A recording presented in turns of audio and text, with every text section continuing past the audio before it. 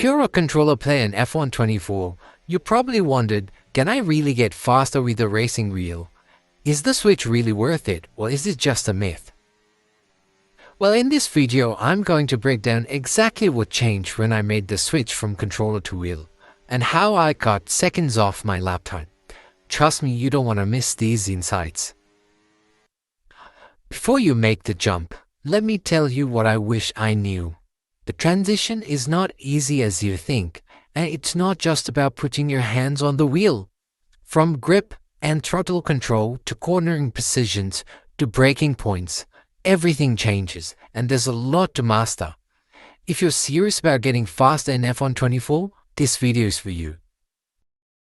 In the next few minutes, we are going to dive into the major differences between controller and wheel driving, and I'll share 3 specific tips that helped me go from struggling to dominating. Let's get into it. Let's start with the controller. On a controller, everything is about precision and quick inputs. So to make it consistent, we loaded up the setup from one of the fastest controller setups in the market. This game is a lot about muscle memory. Hence, we do a few practice rounds around the track to set the fastest time.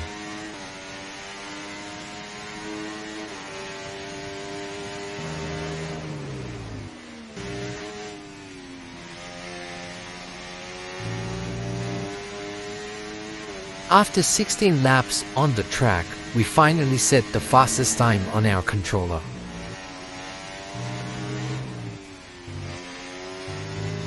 Next, I'm going to replay my fastest lap on the controller. Pay close attention to the braking points, cornering precisions, and the lines I take through both the entries and exits to make the lap as fast as possible.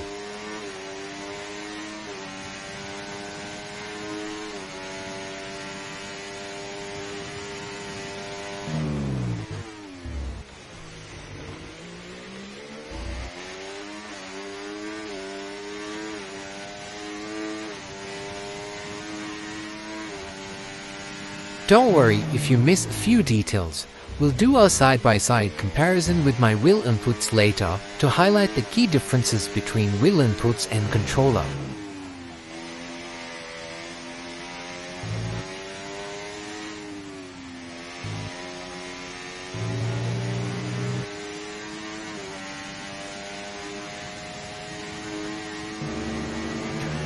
Now let's switch to the wheel and dive into a few practice laps to see if we can beat the time and hit our fastest lap yet.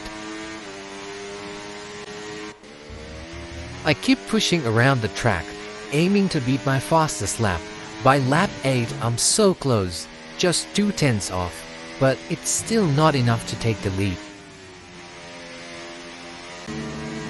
I'm still pushing hard, giving it everything around the track, but nothing's clicking. Clearly something needs to change if I'm going to hit that fastest lap. The first thing I switched up was the setup. I found a wheel-friendly configuration online and made the change, hoping it would make all the difference. With the new setup in place, I hit the track again.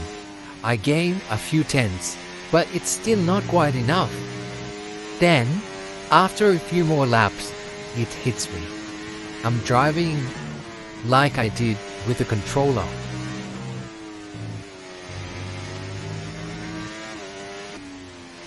After realizing that, I immediately shift my driving style. Now my goal is to be as smooth as possible with every input from my braking points to the way I approach corners and how I exit each turn.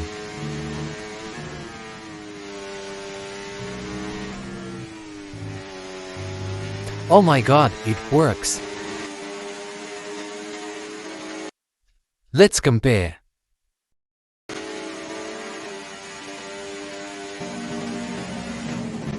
Let's hit the brakes for a moment and dive into each turn, comparing how my driving style shifts between using a wheel and a controller in every scenario and every corner.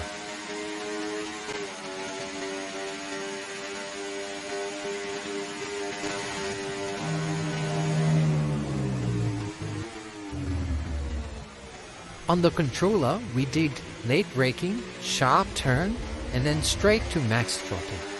On the wheel, we did early braking, lift off the throttle, hugging the apex, and wide steady exit. Let's watch it again and see how we straighten up the car on the wheel but not on the controller.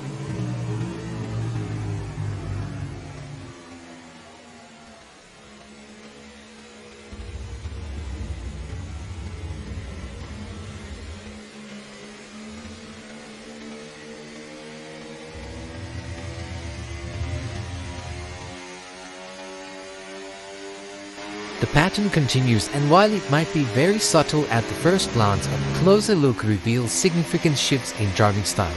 Take a moment to rewind and spot the key differences yourself.